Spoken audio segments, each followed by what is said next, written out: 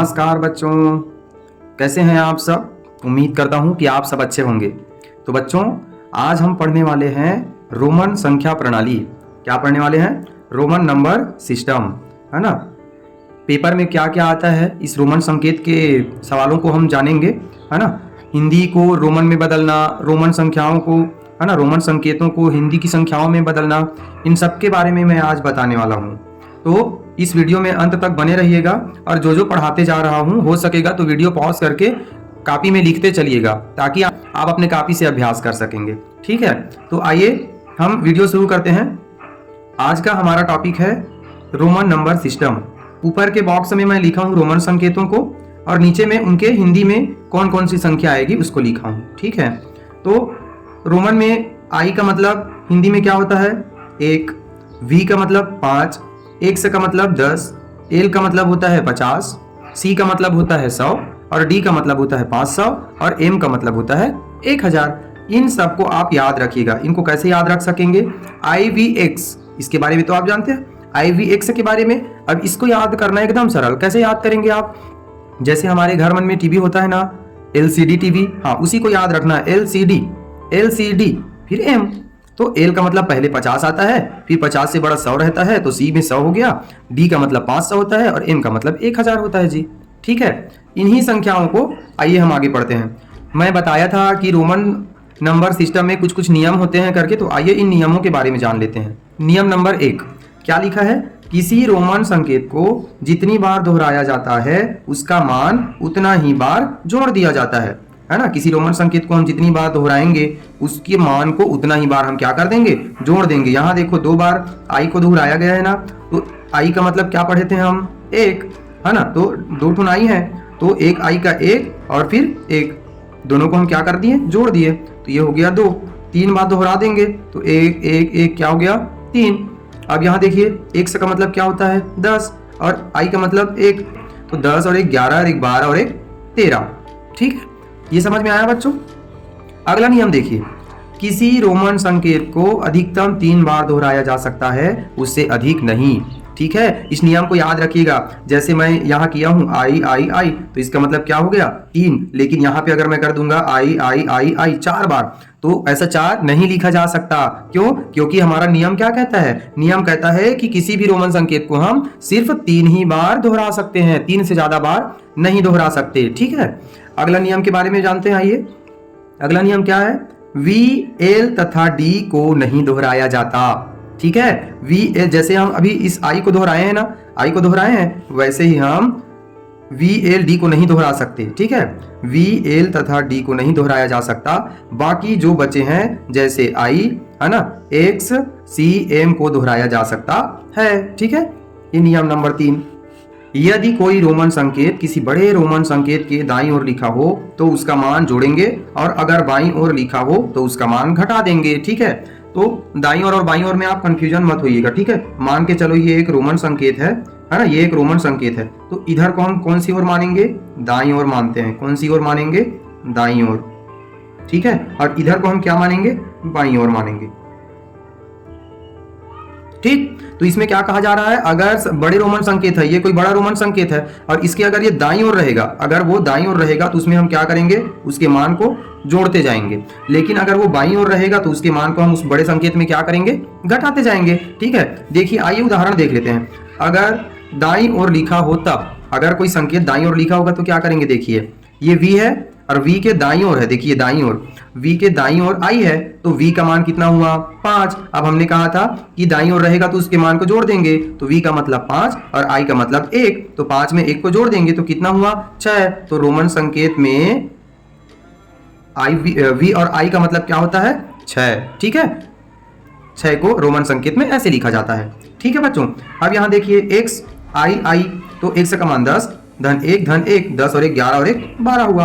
वैसे ही x we I, x का मान 10, v का मान 5, आई 1 तो 10 और 5 15 और 1 16 और 1 17, इसका मान कितना हो गया? 17 हो गया। ठीक है, ये दाईं ओर रहेगा तब दाईं ओर में हमको क्या करना रहता है? जोड़ना रहता है। ठीक है, अब आते हैं बाईं ओर। कौन सी ओर आते हैं? बाईं ओर आते हैं। तो बाईं ओर लिखा होगा तो क्या करना है हमको, घटाना है। तो देखिए v है, सबसे पहले बड़े रोमन संकेत को देखिए, बड़ा रोमन संकेत क्या है, v है, v के बाईं ओर लिखा है ना, तो v के बाईं ओर लिखा रहेगा तो हम नियम में क्या पढ़े हैं, उसको कम कर देंगे, उसके मान को घटा देंगे। तो v का मतलब हुआ 5 और i बाईं ओर लिखा है इसलिए i का मान 1, तो उसको घटा देंगे 5 में, तो 5 में 1 कम कर देंगे तो कितना बचेगा, 4। इसीलिए 4 को रोमन संकेत में i और v लिखा जाता है।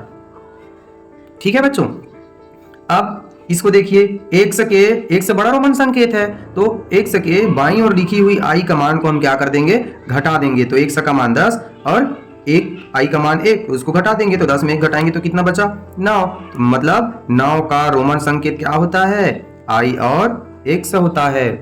ठीक है, इतना समझ में आया बच्चों। अब अगला नियम पढ़ते हैं। अगला नियम क्या है, संकेत v, l तथा d घटाए नहीं जाते। v तथा l क्या नहीं किए जाते, घटाए नहीं जाते। जैसे हम यहाँ पे घटा दिए है ना, एक समय i को घटा दिए, v में i को घटा दिए, तो हम अगर ऐसा क्या बोलते हैं, ऐसा करके ऐसा लिखेंगे, क्या नहीं लिख सकते, क्योंकि हमारा नियम कहता है कि v को हम नहीं घटा सकते। ठीक है, वैसे ही l को नहीं घटा सकते, d को नहीं घटा सकते जी। अगला नियम क्या कहता है, अगला नियम कहता है i को v तथा एक समय से घटा सकते हैं। अभी हम घटाए थे ना, v से भी घटाए थे i को और x से भी घटाए थे, है ना। तो v से घटाएंगे तो 4 बचेगा, x से घटाएंगे तो 9 बचा। अगला नियम देखो, 7वां नंबर, x को l तथा c में से घटा सकते हैं।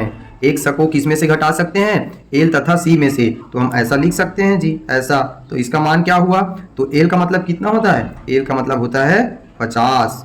l का मतलब कितना होता है, 50। तो l के बाईं ओर लिखा हुआ है x, तो x का मान कितना है, 10, और घटा देंगे, बाईं ओर लिखा है तो 50 में 10 घटाएंगे तो कितना बचा, 40। तो इसका मान कितना हो गया, 40। रोमन संकेत x और l का मान होता है 40 हमारा।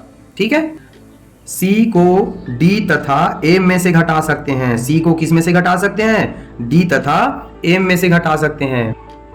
तो यहाँ पे देखिए, हम लोग पहले कर लेते हैं ना, l c d m। तो l का मतलब 50, c का मतलब 100, d का मतलब 500, m का मतलब 1000। ठीक है, तो यहाँ नियम कहा जा रहा है c को d तथा m से घटा सकते हैं। तो हम क्या लिख सकते हैं, c d c m। ठीक है, तो d बड़े रोमन संकेत d, तो d का मतलब क्या होता है हमारा 500। तो 500 में बाईं ओर है इसलिए c का मान घट जाएगा, तो c का मतलब होता है 100। तो 500 में 100 कम करेंगे तो कितना बचेगा, 400। ठीक है, अब वैसे ही इसको देखो, m का मान कितना होता है, 1000। 1000 में c का मान को हम घटा देंगे क्योंकि वो बाईं ओर है ना। तो c का मान कितना होता है, 100 होता है। तो 1000 में 100 को घटाओ, कितना बचेगा, वेरी गुड, 900 बचेगा। ठीक है, इस प्रकार इस नियम का अनुसरण किया ना। ठीक है, अब अगला, यदि किसी रोमन संकेत के ऊपर इस प्रकार रेखा खींची गई हो तो उसके मान को 1000 से गुणा कर देते हैं। ठीक है, इसको मैं एकदम अच्छे से बता रहा हूं आप लोगों को। अगर कोई रोमन संकेत रहेगा और उसके अंदर में रेखा को भूल जाओ, ये याद करो कि वो टोपी पहना है कि नहीं पहना है। ठीक है, तो अगर कोई रोमन संकेत के ऊपर में टोपी पहना है वो, तो उसको हम क्या कर देंगे, 1000 से गुणा कर देंगे। क्या कर देंगे, 1000 से गुणा कर देंगे। तो आइए, जैसे इसको देखिए, IXCC। अब इसमें देखिए, इन संख्याओं में किन किन संख्याओं के ऊपर टोपी लगा है, कौन कौन संख्या टोपी पहना है। तो यहाँ पहना है I और X के ऊपर में लगा है ना टोपी, मतलब इन संख्या को हमको 1000 से गुणा कर देना है। ठीक है, तो देखिए I और X का मान कितना होता है, 9, है ना। अब उसको टोपी लगा है इसलिए 1000 से गुणा कर देंगे, तो 9 गुणा 1000। ठीक है, अब हमारे C और C का मान को योग करेंगे क्योंकि इसके दाईं ओर है।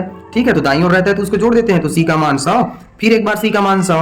अब 9 का गुणा 1000 से करो तो 9000, 100 को जोड़ेंगे तो 200। अब इन दोनों को जोड़ो तो 9200 हमारा उत्तर हो गया। ठीक है, देखिए इसका एक सवाल है, सवाल को हल करिए। C ऋण L का मान, है ना, C माइनस L का मान क्या होगा। ठीक है, तो देखिए C भी टोपी पहना है, L भी टोपी पहना है ना। तो C का भी 1000 से गुणा होगा, L का मान का भी 1000 से गुणा होगा। ठीक है, तो C का मान कितना हुआ, 100 गुणा 1000, फिर माइनस, फिर L का मान 50 गुणा 1000। तो 100 और 1000 का गुणा करेंगे तो हमारा क्या प्राप्त होता है, 1 लाख। और 50 और 1000 का गुणा करेंगे तो 50,000। अब 1 लाख में 50,000 को माइनस कर देंगे तो हमारे पास क्या बच जाएगा बच्चों? बिल्कुल सही, 50,000 बच जाएगा। ठीक है, ये आपका रोमन नंबर सिस्टम आज कंप्लीट हो गया। आने वाली वीडियो में मैं इनसे संबंधित बहुत सारे सवाल लेके आऊंगा और आप लोगों को सिखाऊंगा कि हिंदी संख्याओं को रोमन संकेत में कैसे बदलेंगे और रोमन संकेत को हिंदी में कैसे बदलेंगे। ठीक है, इसको आप लोग अपने कॉपी में नोट करके रखिएगा और अच्छे से इसको याद कर लीजिएगा और नियमन को भी लिख लीजिएगा और नियम को लिखने के बाद उसको अच्छे से समझ जाइए और अगर नहीं समझ आए तो फिर से मेरा एक बार इस वीडियो को देख लीजिएगा और अच्छे से अपनी समझ बना लीजिए। ठीक है, ताकि जो सवाल मैं लाऊंगा उसको समझने में आपको आसानी होगी। ठीक है बच्चों, मिलेंगे अगली वीडियो में, तब तक के लिए जय हिंद, वंदे मातरम।